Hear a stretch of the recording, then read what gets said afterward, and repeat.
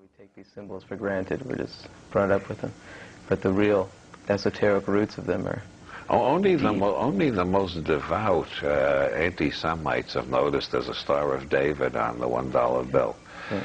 Nobody else notices it but them. But they're looking, and they finally find it. And after they point it out, you'll see it too. Yeah. Just like the face on Mars. After somebody points it out, you'll see it too. Or the sniper in the bushes on the grassy knoll. Yeah. Well, it all falls within the quantum physics theory. What you're looking for tends to be there.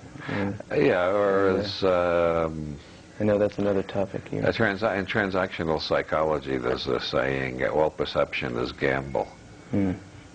Everything I see is my brain's interpretation of bits, millions of bits of light impacting on my eyes, and bits of sound waves impacting on my ears and other things.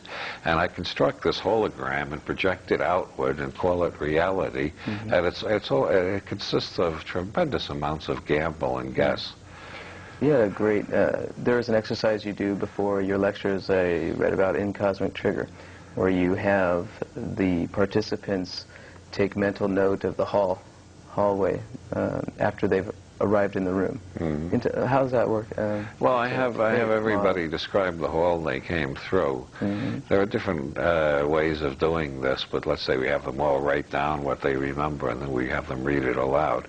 And no two people are describe the same hall.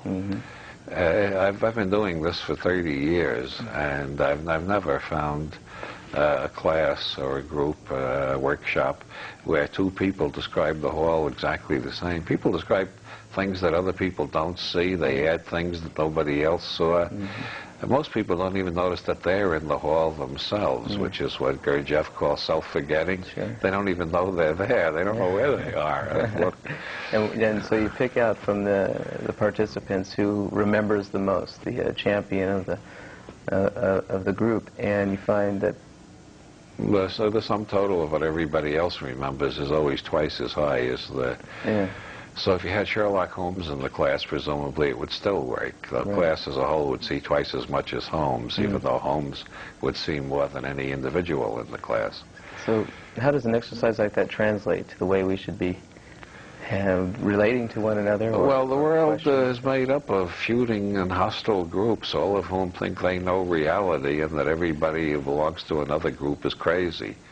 If you don't have my reality tunnel, you must be crazy or perverted or a deliberate liar.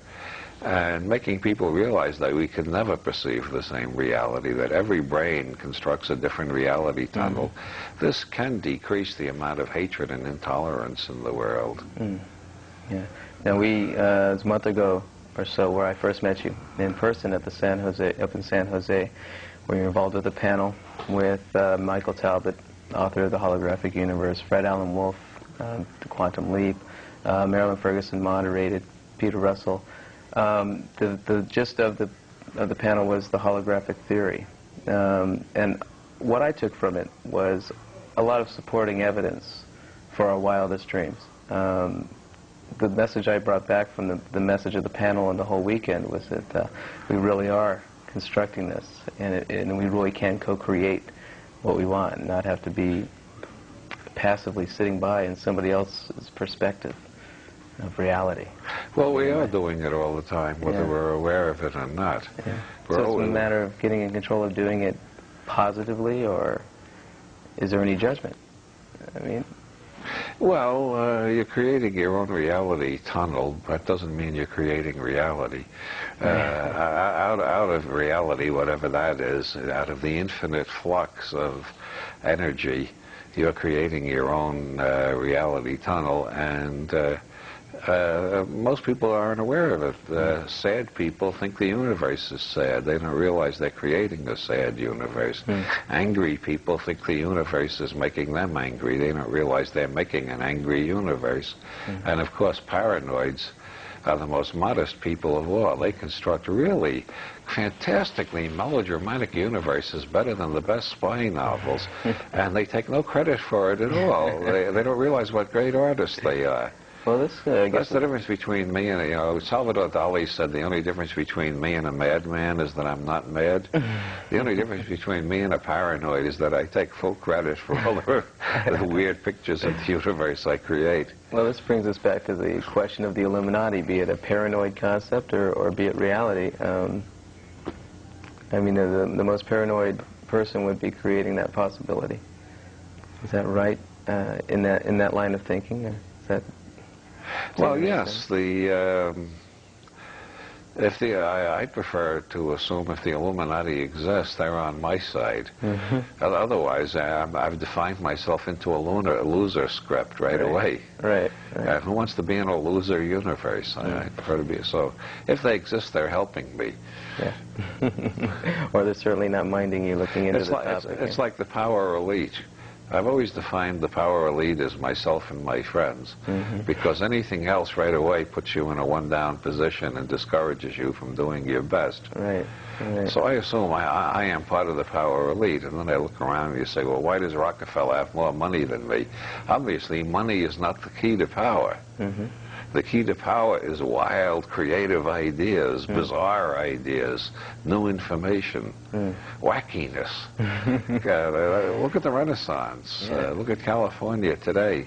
Wherever you have a lot of wild, crazy ideas, you have a tremendous acceleration of science, art, technology, and wealth, all increasing. Well, let's talk a little bit about another thing I picked up from the Cosmic Trigger is the cosmic giggle factor. This sort of leap of fun in a way.